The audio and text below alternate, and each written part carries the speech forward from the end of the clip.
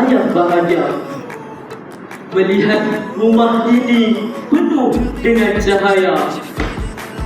Tetapi kata ibu tidak perlu. Lagi Hafiz, terimalah dirgahayu bahasaku dari karya Ahmad Sarju.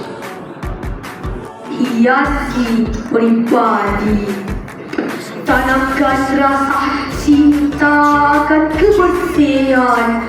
Atas anugerah Tuhan, kumohon kembali nafas kehidupan dalam Aku anak bangsa, anak Malaysia, dilahirkan di tanah yang mulia, yang menyilau dan merdeka antara yang titik dan mimpi.